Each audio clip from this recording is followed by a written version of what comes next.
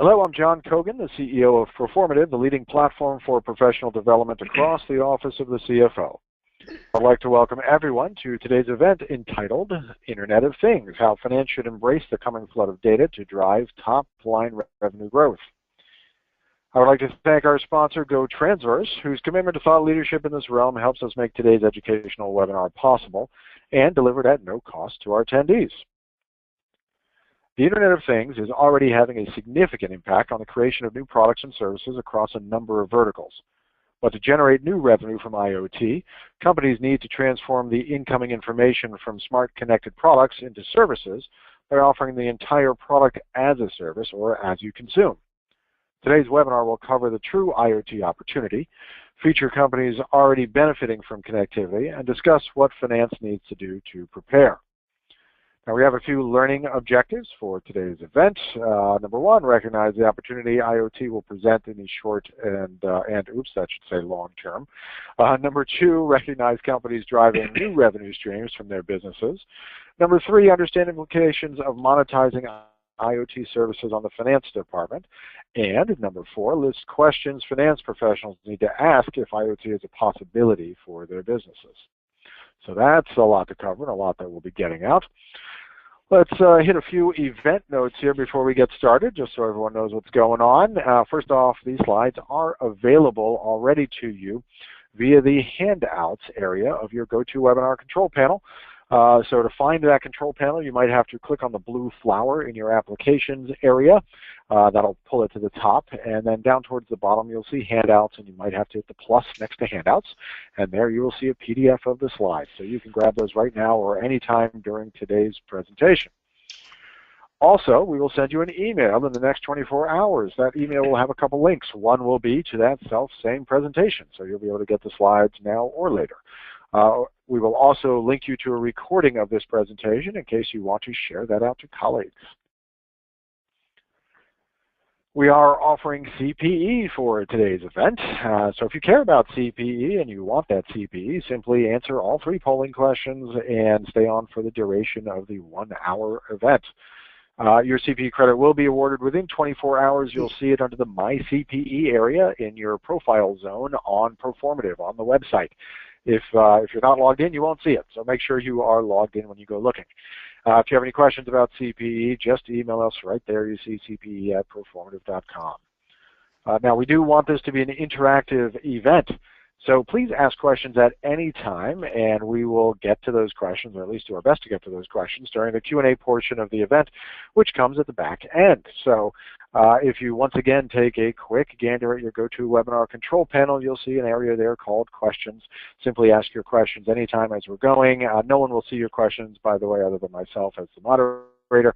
So it will all be wonderfully anonymized, but please do ask your questions, and we'd love to have you participate and be able to answer all comers here, so feel free. Finally, at the end of the event, we will prompt you to take a short survey. That's literally as we're shutting things down. That survey information really helps us understand what we can do better the next time out, and we look at that at every response every time. That's really helpful, so thanks in advance. And also, that's a great way to connect with our speakers. We've got 2 great subject matter experts who I'll be introducing shortly here today, and we also have a wonderful sponsor, GoTransverse. If you want to connect with any of those folks, or entity, I should say, then you can let us know with a click of a mouse at that, on that short survey at the end of the webinar. I also want to welcome everyone simply to this Performative event. This is one of over 200 webinars that we do every year, so thanks so much for joining us, whether you're a first-time user or this is your 50th webinar, and we've got plenty of people who are at their 50th and beyond here. Also happy to tell you about Performative Academy, which is an on-demand learning platform with now almost 300 on-demand courses.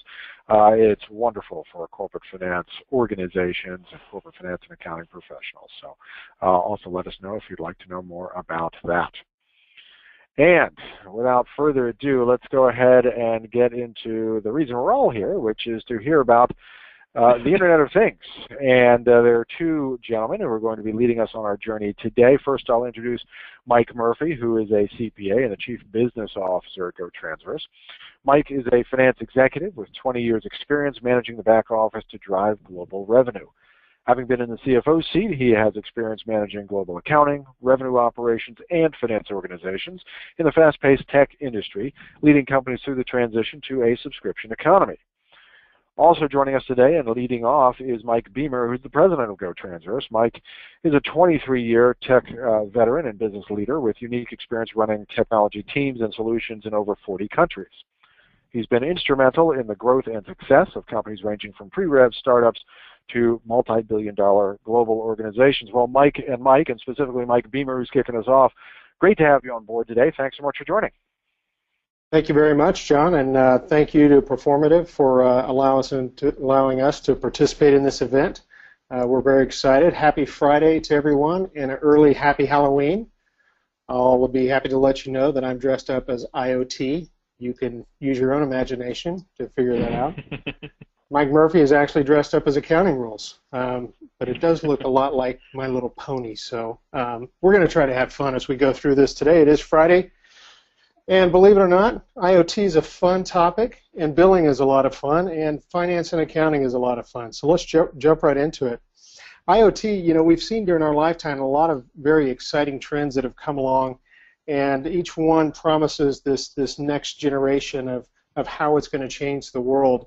And IoT is no different. There's a lot of hype that goes along with that.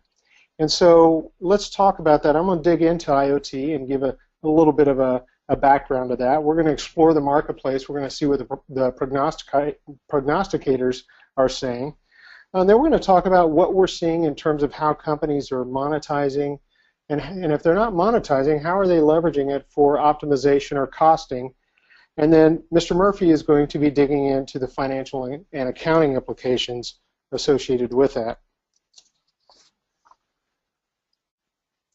So first of all, from I'm going to get used to the slides here just quickly. When you start talking about the Internet of Things, one of the fundamental things to establish is that things apply to everything in the world. So traditionally, when we've seen the Internet revolution or the information age or the automation age, a lot of this has been around automation of software, which is inherently in the digital world. Now we're talking about physical things, and physical things are machines like automobiles, they're devices, they're structures like buildings and power plants, dams, bridges, and they're physical things like people and plants and etc. And believe it or not, the physical world around us has been talking to us forever. We haven't always been able to listen to what it has to say, and we now have that availability to listen. And we're able to listen to them. They're able to tell us, capture information from the physical world, and I'll go into a little bit of the technology on the next slide. And with that information, then we can make some important decisions. We can start to act upon that information. So a great example of that is automobiles. So we see, more and more automobiles getting smarter. They have proximity sensors that can tell, hey, I'm backing up and I'm about ready to hit, the fire hydrant back there. So beep, beep, beep, don't keep backing up. So as the systems get more sophisticated, and automobiles can now talk to each other, you start to get to a situation where a car is approaching an intersection, for example, and another car is coming at, they have a red light and they're not going to stop.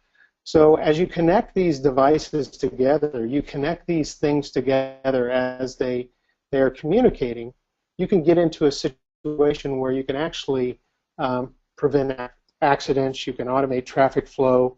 The possibilities are really endless. And so that's really the exciting part of it. Right now we're really in what we call phase one of the Internet of Things, of talking to the physical world. We're in the listen mode. So there's a lot of activity out there where we're listening to things. The most common things folks hear about are the Fitbits and so forth, and those are great. We're listening to what our body's doing. We're capturing those sensors. As we evolve in, and there are some lead customers, into the second phase, which is how can I act? How can I do something with that information? Then you start getting into some real true potential. And so that's what the exciting next phase of the Internet of Things is. So just to talk a little bit about what is enabling this, why is this happening all of a sudden? So when you want to listen to what the physical world is saying, and if you want to interact with the physical world, you need sensors and actuators. So one of the things that's happened is there's a flood of these sensors and actuators that are available on the market, and they are able to be low cost put into devices. You add into that the cloud, and the cloud allows us to have access to elastic compute capability, so computing horsepower. It also gives us access to elastic data storage. So now you have a place to do processing and you have a place to store information. And then you wire all that together with mobile computing. And so that's a lot of what we're seeing in terms of those are the three core technological elements that are enabling the Internet of Things. There's been sensors around for a long time, but they weren't able to be connected up through a network and be able to have the very easy availability of computing and data. So if you look at the Internet of Things, there's the broad term is the Internet of Things. When we look at it, we actually break it down into two buckets. The first bucket, the top bucket, is really the commercial Internet of Things, and this is when you're what we refer to as your Fitbits, as your home automation, your car automation, and so those are the things that get a lot of the press. Hey, I got the light bulb and it's raining out, so it's making my room blue. That's pretty cool. So, but the other side of IoT is actually in what some people call the brown applications or the industrial IoT. This is not the the sexy, fun, Fitbit type stuff. This is hardcore business stuff. The example here of the big dump truck. It could be large rotating machinery out there that can be instrumented with these sensors. You can think about the oil field. There's a big push for the digital oil field. So you have this equipment that's out there that's working. It's instrumented with all of these devices and is able to talk back to home base and say, hey, listen, some of the measurements I'm taking here, I'm about ready to fail. So you can then act upon that and turn that off. Those applications are really pretty impressive.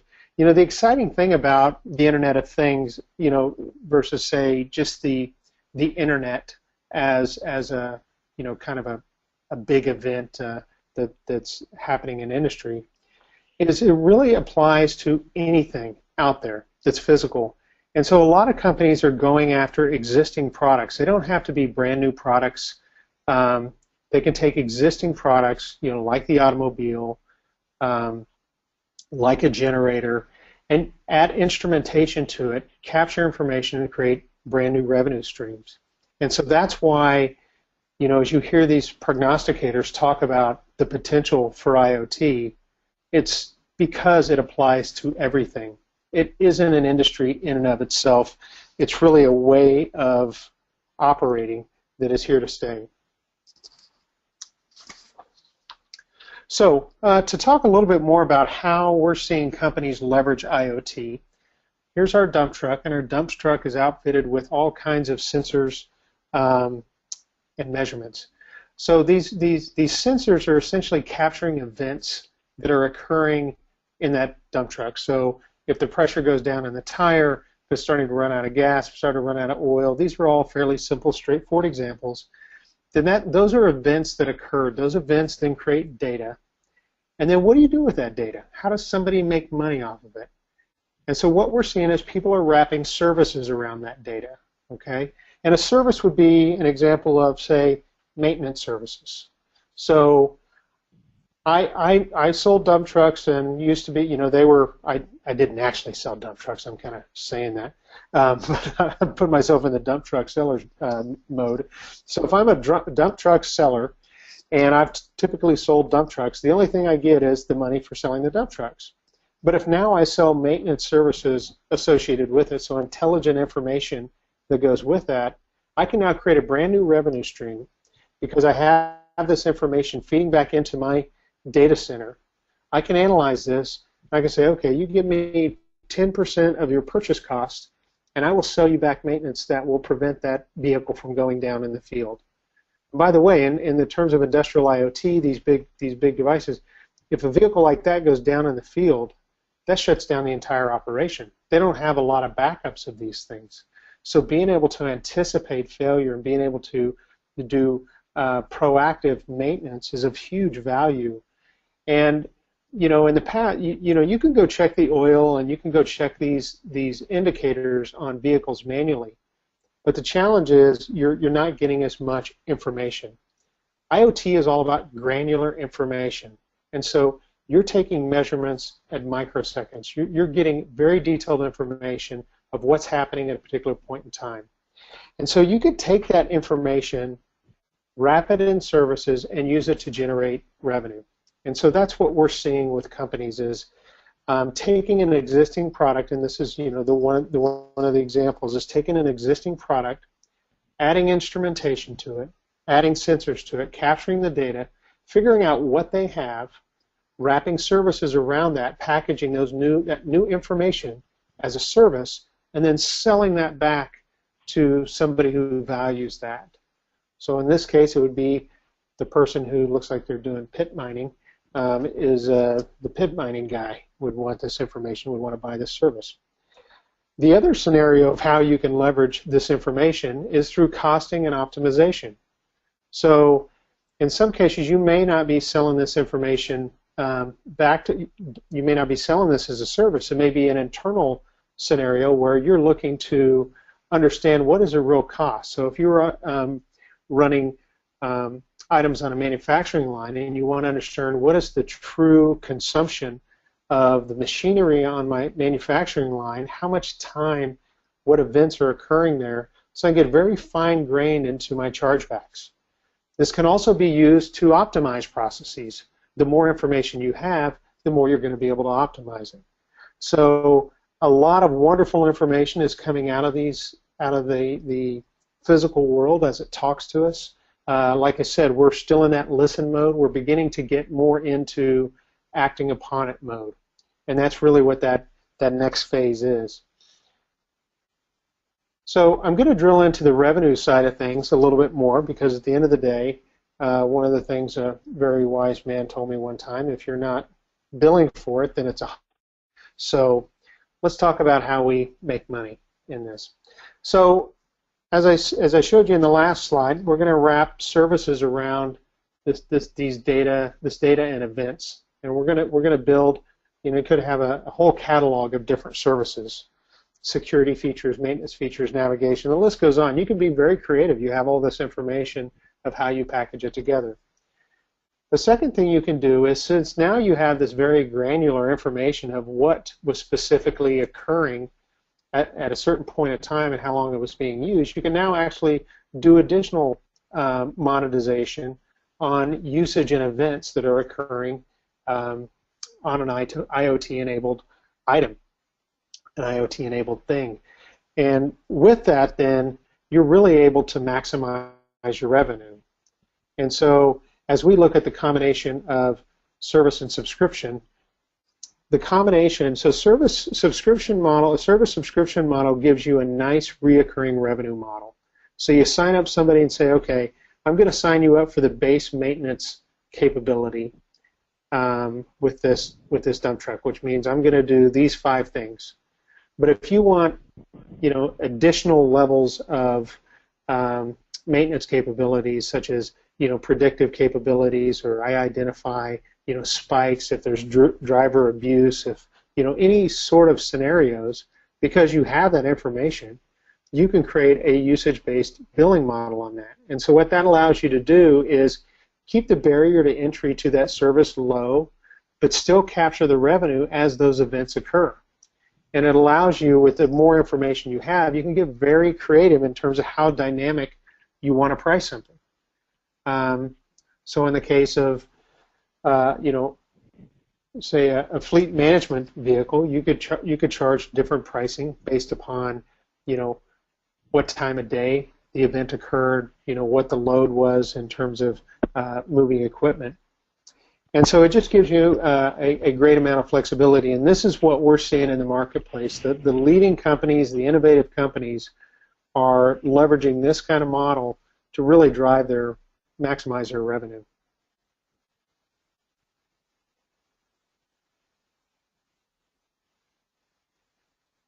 There we go. Okay, so let's hear what the prognosticators have to say about it. So Cisco, for those of you, I think everybody knows who they are, they essentially provide the connectivity between all devices. They predict 99% of physical objects will eventually become part of a connected network, and IoT has the potential to generate 19 trillion in value.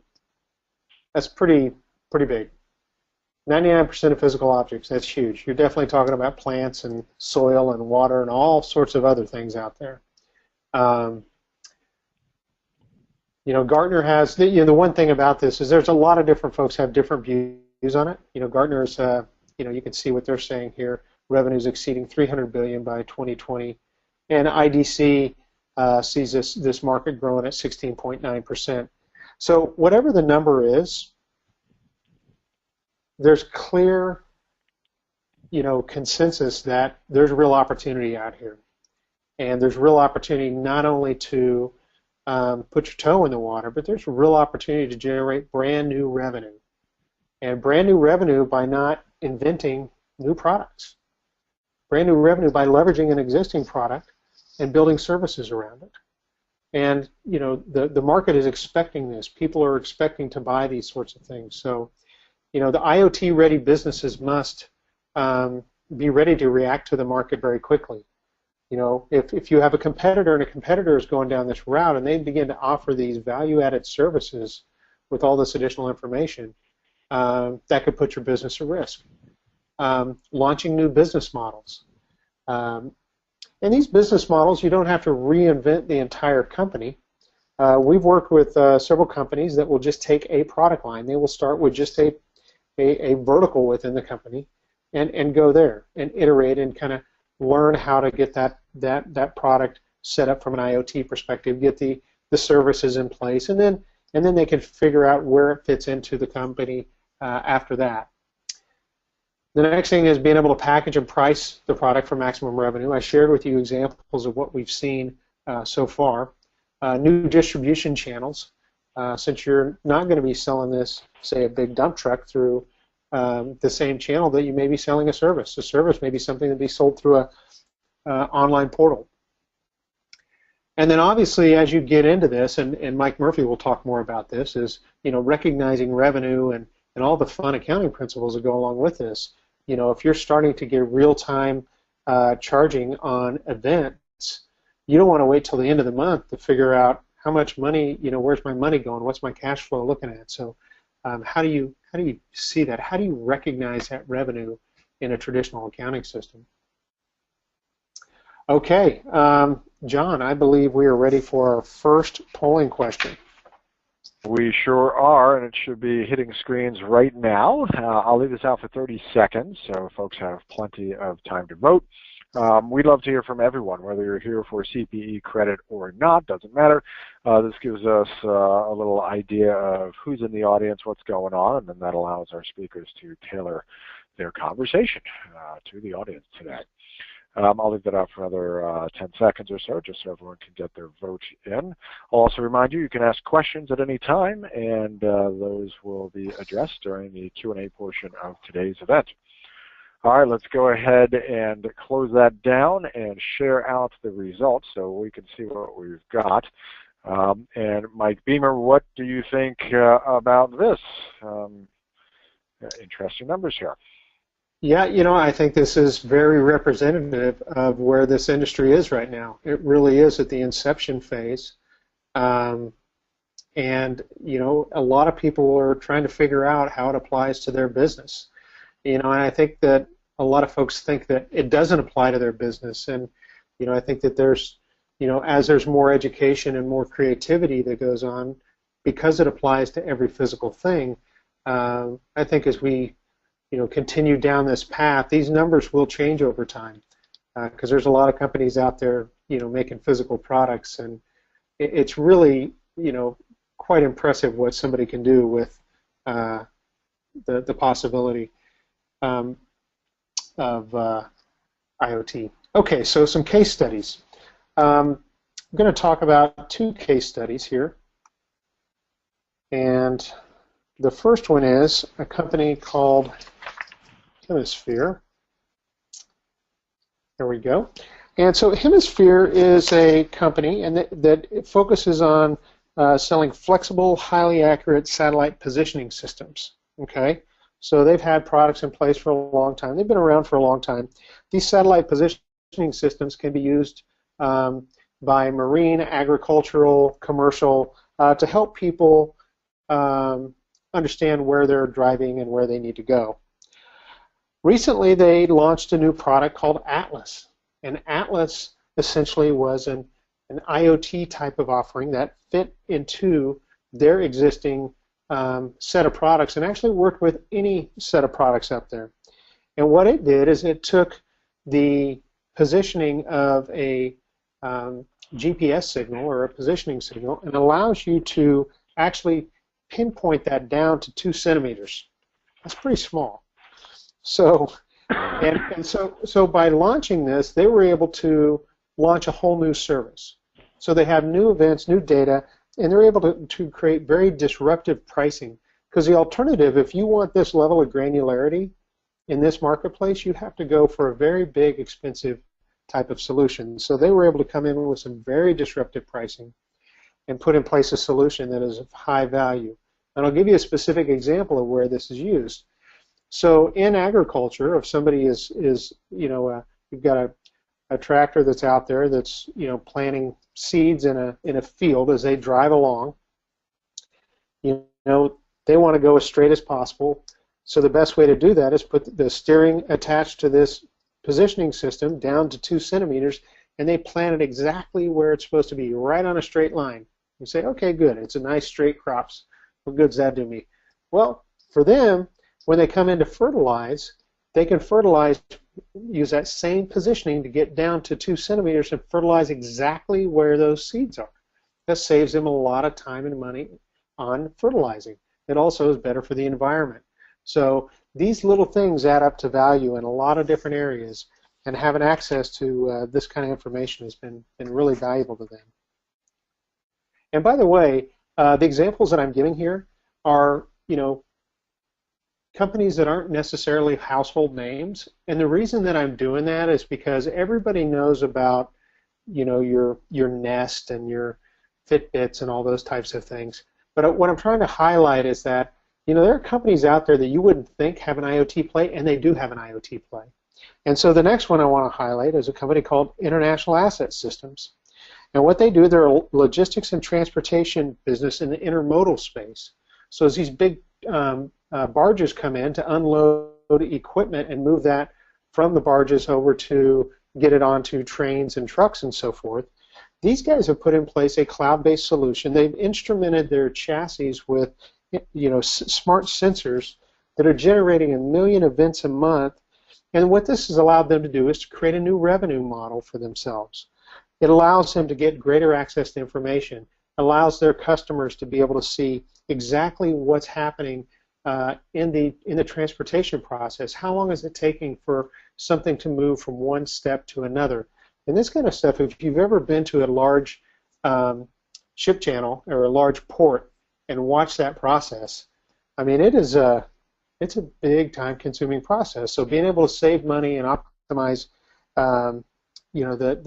the moving of equipment is of tremendous value, and so it's pretty neat. These guys are based out of Oakland, California. Here these guys are, and they're out there just innovating at an unbelievable pace, leveraging these technologies. And so I wanted to give those examples instead of the same old ones you've seen a million times, so that you reinforce the point that this really is for everybody.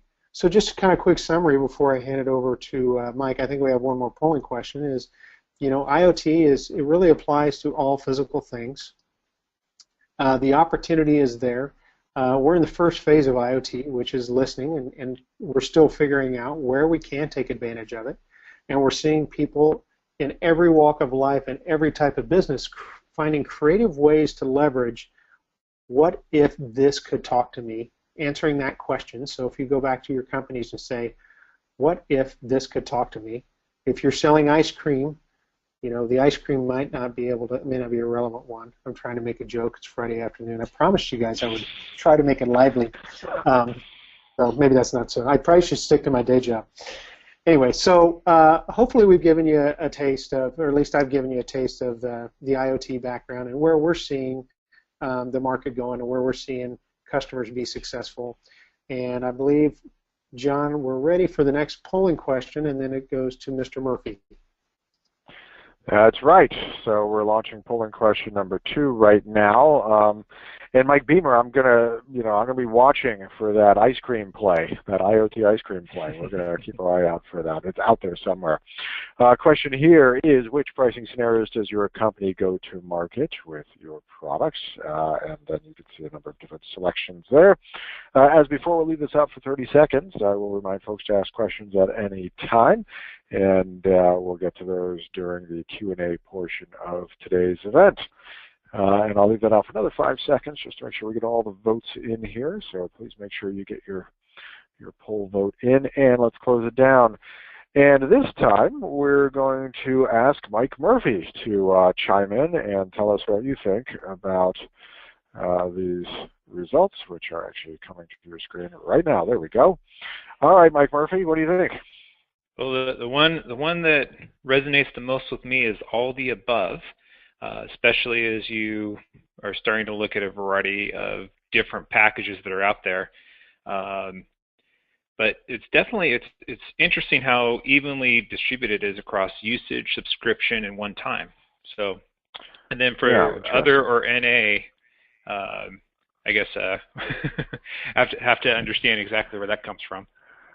But anyway, so I guess I'll start digging into to my slides, taking over where Mr. Beamer is and left off. And I guess the one thing I always like to highlight is I like big numbers, typical finance accounting person, and the 19 trillion number is definitely something that I have my eye on. So hopefully that is where this industry can grow. So right now what I want to do is walk through, there's been a lot of promise around IoT, and as Mike alluded to earlier as well, is that there's still not a lot of definition of what IoT is. It's very early on in the phase. You're starting to see a lot of these different plays coming out. So really not quite sure exactly how this market's going to play out. But when we start looking at finance, the areas that I want to start covering today are broken up into three phases. First off is the implication of monetizing IoT. So when I talk about that, I'm really talking about what are the systems, the processes, and the change management you need to apply across your company in order to take advantage of an IoT play. The second is understanding bundling. And when I talk about bundling, what I'm really talking about is what does this really mean in terms of revenue recognition? And the question I always ask is to bundle or not to bundle?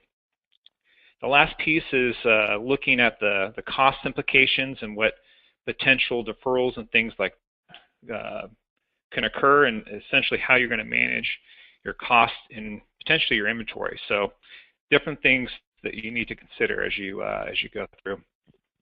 So the first place I always like to start off with is the revenue implications, because at the end of the day, when you're looking at some of the stats around IoT, it's really the revenue that people are focusing on, because this is an opportunity to generate new revenue streams.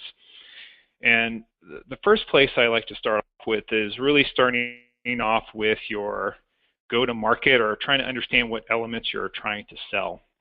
And if anybody's listened to any of my talks before about revenue recognitions or booking policy, etc., I always start off with go-to-market, because that is essentially the framework where everything else flows from.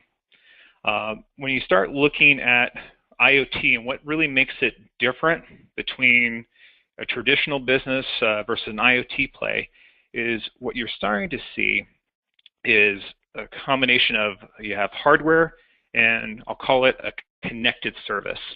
And that's basically being brought together in a specific offering. And there's a lot of different ways you can potentially do that. And when I start looking at it, the question I ask is, how do you want to go about monetizing that particular offer? And leading back to our last polling question, lots of different ways you can potentially monetize. You can do everything from usage to one-time to subscription. And then also there's various things with selling data and the data that is generated out of these systems as well. And all those things tie right back into the various functions within finance. So it impacts how you're going to go and contract with your customers, how you're going to invoice, the timing of what impacts this is going to have on your financial statements, etc. And then also, from a revenue perspective, we all need to sit back and take a look at these various elements that we're selling and understanding what the various revenue triggers are and ensuring that we're able to capture those triggers and therefore be able to recognize revenue. So one example, so Mike was talking a little bit about earlier, he hit on the big one, is Fitbit. So Fitbit is I would call it right now as a bit of the poster child for the IoT, an IoT play. And if you spend a little time, they recently went public in their S1. You start diving into it, and I would say from an IoT play perspective, especially when you start looking at various models or plays that people are making in this space, the Fitbit model is, from an accounting and finance perspective, is one of the cleanest or easiest to look at. And they basically have broken it down into three distinct elements. The hardware or the firmware that they are selling, so the actual device. There's the software, the apps that people can download, and as they make mention that these are things are provided for free or no cost. And then lastly is the fact that they are providing upgrades and support and updates to these devices so that the users get the maximum value out of that. So that is one example of a way to potentially monetize. There are other examples, as Mike was mentioning, IA, or International Asset Systems, one of the companies looked at the case study. They're doing a lot around the whole usage parameters as far as how they are monetizing each and every transaction with their customers. So they're taking advantage from that perspective. The next piece to focus in on is the revenue schedule or plan, and this is where the rubber hits the road, and being able to understand how the various revenue elements that you're recognizing are going to be recognized over time or as they're delivered.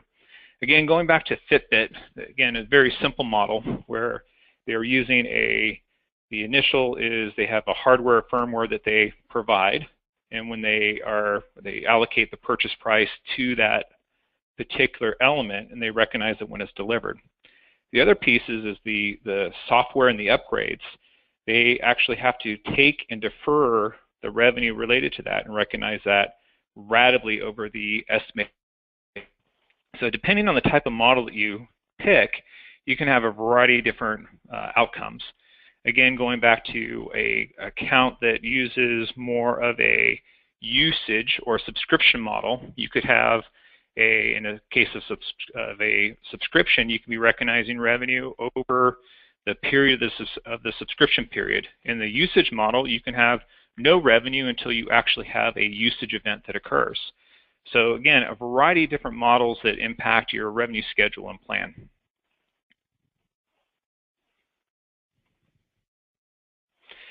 Next is probably one of the most important things as you're looking at an IoT play is how you're going to measure and monitor your performance. So if you really take a step back and look at the various what the various requirements are in terms of what you're recognizing and what your go-to-market is, and you're looking at whether or not you're using usage or subscription, you're going to have a different answer for what you're going to need to measure and capture as you go through the process. You're going to have to understand what data triggers you need to manage, and then also from an accountant perspective, we can spend a lot of time focusing internally as far as what we need to capture in order to manage the books.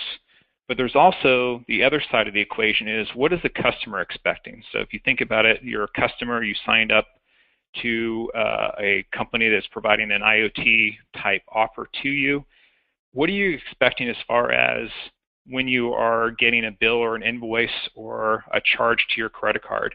Are you expecting a statement? How are you going to be able to understand what that provider is charging to you and how you're using that? And the big thing I want to underscore here is the more complex your offering is, the more critical it is for you to get your processes and your systems in place that are able to take advantage of that and monetize it.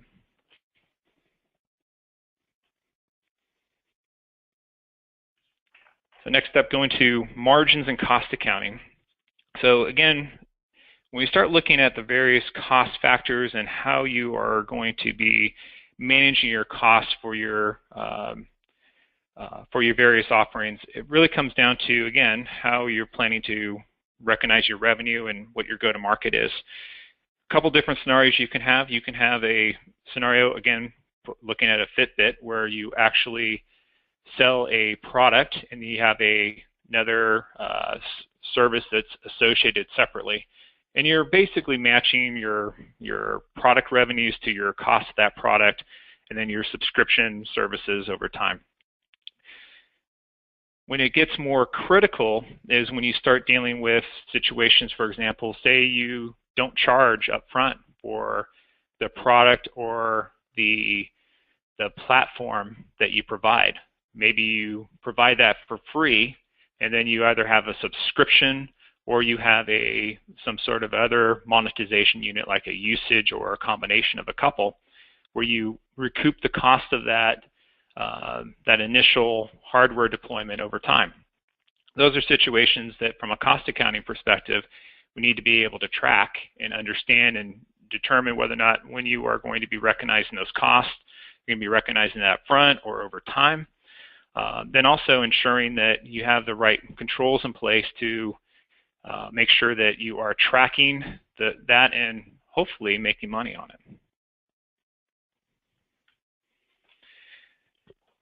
The next area is accounting for inventory.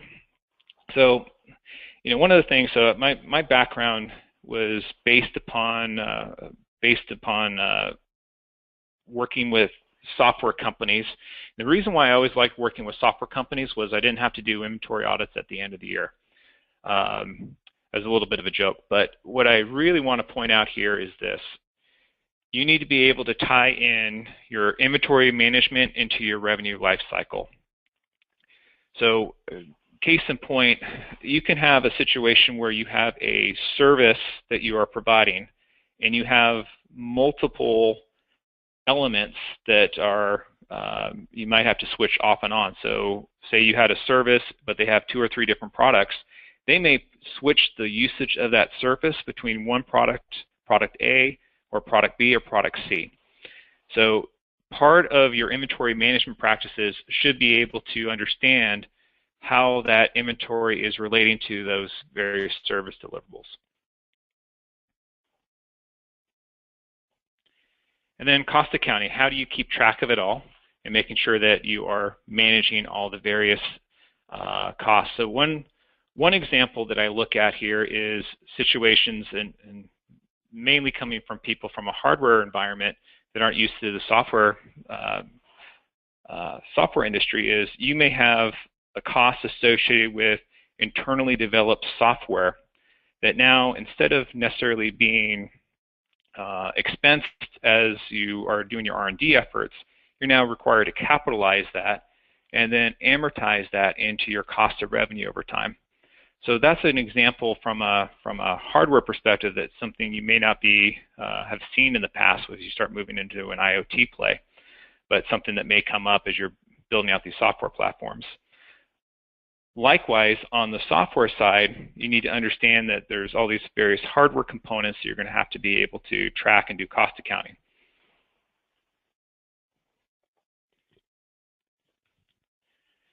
And then key metrics. So one of the things for companies that are looking to transform or move into this model is understanding how that's going to impact your P&L. So when I start looking at a variety of IoT type offers. It brings to mind a revolution that occurred in the software space with the introduction of software as a service. You started seeing companies like Salesforce.com that would basically be operating at a loss over a long period of time. In fact, I think even to this point they still haven't made money, but they've been growing at a very fast clip. And if you look at it just from a straight P&L perspective, that doesn't look like a winning strategy. However, what the investors and what people are starting to realize is because of the change of this model, you're actually commanding a lot more of the share of your customer's wallet over time, and you actually have an increased customer lifetime value. So as these companies are moving to these models, you could potentially start seeing that this is a pretty large upfront investment. You're going to have various costs you have to take into consideration that are costs you are incurring today for ability to recognize it down the road, everything from development to customer acquisition, that are things that you're hopefully going to be able to capture as part of one of your metrics.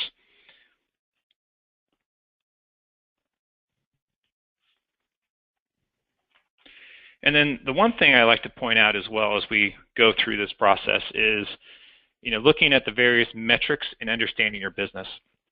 One thing that I learned a lot from in the software industry is we started moving these models from the traditional software model to a SaaS model is that revenue in a lot of times is a lagging indicator. And depending on the type of model that you're using, if you're using a subscription or a usage type model or a combination of the two, revenue truly is a lagging indicator. So part of how you build out your business and metrics is being able to understand and build that into your model so that you can predict out what your revenue flows are going to look like. Couple examples that I like to use are the concept of bookings, although, as people may have heard from me in the past, I wouldn't call bookings as the end-all be-all, but using a bookings or an ARR metric that you're able to then look at as a leading indicator for when you're going to be able to generate revenue. So as you start building up your bookings and your ARR metrics, those things will hopefully turn you guys into a profitable business, and those will be things that from a management perspective you need to spend a lot of time with.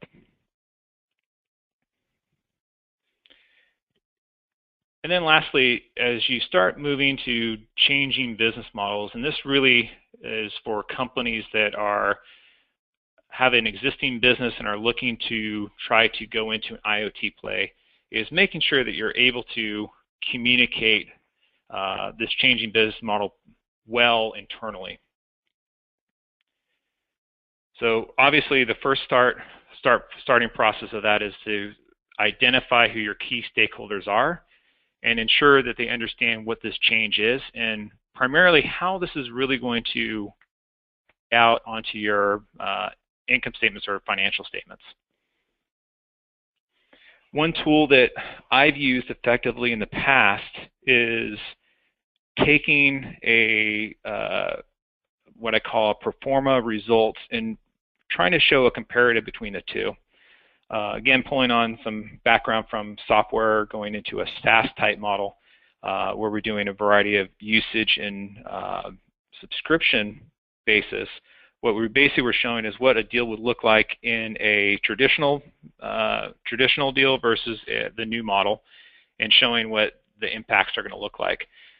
Being able to articulate that is one way to be able to avoid any what I call downside surprises and making sure that the management team stays on track to being able to deliver on the vision.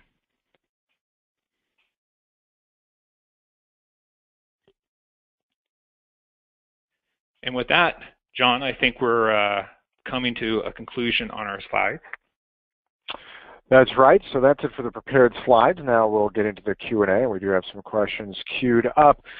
First question to Mike Beamer. Do you need to be a company that already sells things? What about software companies? What about services companies? Do they have an angle into IoT? Certainly, I think it really depends on what kind of software and what kind of service it is. A lot of the traditional companies that are producing that have the physical product that are selling that, a complementary piece of software to go along with that is a very common thing. So you take I'll use the Nest example. You can take that and you can get additional software to help you run that. A lot of your home automation apps will have additional software to help you manage those interfaces. So definitely opportunity to get in there, to be a front-end player, if you will, to the consumer side of it. So that's one angle to look at. The other angle is, at the end of the day, once these analog signals from the sensors get converted into digital data, there's a lot of data analytics that need to be figured out. And then there's the whole supporting infrastructure. So how do you sell a service? So if you're in the CRM business, how would you sell for that? How do you market for these things? It's a product line, so if your product is anyway adjacent to any of those areas, there's a way to get yourself plugged in. Hope that answered your question. Great. Yep. Mike Murphy, frequently the folks who run finance are also dealing with corporate risk and liability issues, and this whole Internet of Things brings forward a bunch of privacy issues and concerns, I should say, and personal data and where am I and what's monitoring me and all that fun stuff. How are you seeing companies address the potential risk elements of IoT? Yeah, so good question. So we see a lot, depending on the type of risk and type of play you're having. So privacy risk can be everything from how a company is managing end-user data and what type of data they're capturing. If you think about it from a health perspective, there could be a lot of various things that you necessarily don't want your Fitbit providing out into the cyber world. Then there's also data related to payments, everything from credit cards, if you really look at from a compliance perspective, there's already some various requirements or compliance laws that are out there. On the payment side, you're really seeing, I would call, PCI compliance. There's also HIPAA. Then a lot of it really also comes down to how the company wants to deal with that internally. So you could have a company come out and make a statement that this is how we're going to use the data and we're not going to share with anybody. Or you could be a company that takes all that data and eliminates all the user information, and then they are able to use it more from a stats perspective. So to me, it really comes down to the data, and I think if you can imagine it, there's probably a million different ways a company can use that data, and I think each one comes into risk with compliance and also with ethics. All right. Mike Beamer, a lot of sort of SaaS plays bill periodically, monthly, what have you, certainly being the most common. A lot of these IoT things seem to be based on really incredibly frequent micro transactions. Do you think that companies will move to charging per transaction, or will they still bundle things up and charge monthly, or where do you see that going? What we're seeing is really a combination of things. There's a lot of value in assembling together some of these transactions and saying, okay, I'm going to give you this much service for the month, and I'm just going to charge you for this. And then if you go over that, to then charge for additional usage on top of that. And so with this kind of creativity to be able to do both the subscription and the more detailed billing, it allows a company to really package an offering at where the threshold is to onboard new customers. So if you're in a competitive market and your competitor has everything assembled together as a high subscription rate, you can come in with a lower subscription rate and then charge on the incremental. If your competitor is charging everything on the transaction, you could bundle those things together and say, you know what, I'm going to give you this many transactions as part of a bundle so you don't have to hassle with it on a day-to-day basis, and then I'll charge the rest kind of pay as you consume, but I'll roll all that up and I'll charge you for that at the end of the month. So the key is making sure that you have that flexibility, and then depending on your market dynamics, you know, it's really up to you to create a scenario that is best for your situation. All right, and Mike Beamer, I'm going to stay with you for this one. What's the reliability of the sort of measurement channel? If there are all these microtransactions, things happening out in the field, what happens when you lose visibility to what's going on out in the field? I mean, the internet itself is an imperfect infrastructure which doesn't guarantee delivery. How do folks accommodate you know, periods, sort of blank periods, or the risk of not getting the data that they need around transactions? That's a great question. Well, it's important that the solution, and there we're starting to talk about more of an engineering question, but that the solution is engineered to be able to handle those types of outages, because you know what, the world's an imperfect place and those things are going to happen. So you have to make sure that you're engineering for that. So if you have, if you're working in the digital oil field and you have some machinery out there that's instrumented and it loses connectivity, there needs to be a way for that equipment to be able to run in an offline mode for a certain period of time, and then be able to sync that data back up once they do come back online. So there may be scenarios where things absolutely have to run, and so a service could be down, but in most cases engineers can build a solution where you can engineer around that, and then when it comes back online, sync the data, sync the information that you need. You still may want to send an alert to somebody in the field and say, hey, I want you to know that this equipment is offline, maybe through an old rotary phone or something. Mike Murphy, let's talk predictive analytics. This is going to unleash a flood of data, which is going to be virtually impossible for human beings to you know, manually interact with much, but up at the high level, using all this data to predict when's the right time to send an upsell offer to someone, or who knows what. And finance organizations frequently get into that. We forgot how to turn data into growth. What are you seeing folks do on that front? It's a really good question. I was looking at, so former company that I was involved with had a solution where they were using, is from a healthcare perspective, and they were being able to look at using various measures from a person's bathroom to be able to pick up whether or not they're having various health problems, and being able to provide data and things like that to their doctor so they can monitor and see what types of things. And that could be everything from a prescription to you need to eat something different to you might need a situation with the heart. There's a lot of different plays that can be out there. The health is just one.